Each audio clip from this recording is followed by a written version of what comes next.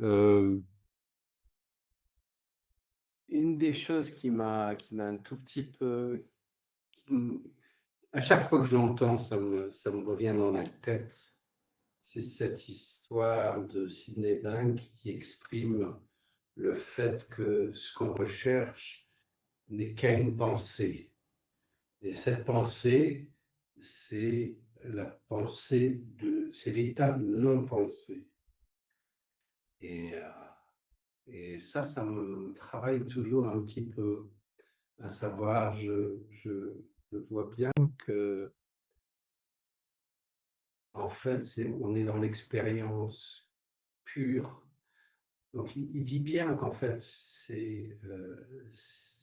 pour pouvoir avoir l'expérience d'une sensation qui ne soit pas une expérience intellectuelle, heu, il faut avoir cette tête vide et c'est quelque chose qui est super dur, en fait, parce qu'on est sans arrêt en train de penser, on a toujours des trucs dans la tête. Et arriver à avoir une tête vide, et en fait, ce qu'il me dit, c'est que c'est le chemin pour avoir l'expérience, la meilleure expérience sans filtre, qui ne soit pas contaminée de, heu, de ce que c'est que mind.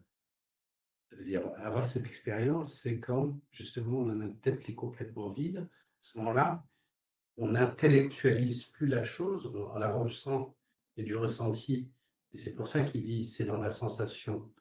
Il n'y a plus du tout de pensée.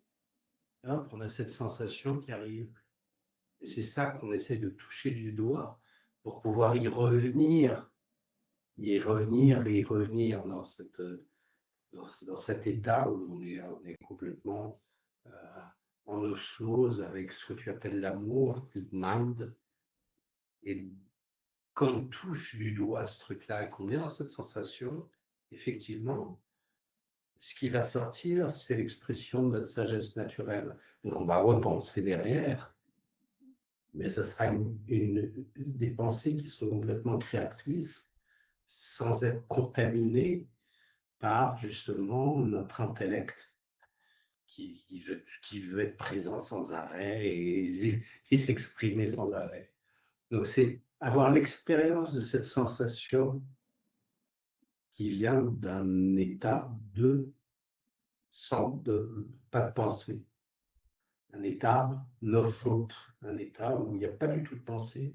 Là, on touche du doigt cet endroit. Tu vois? Et c'est ça, rester avec cette sensation, parce qu'en fait, c'est ça qu'on recherche.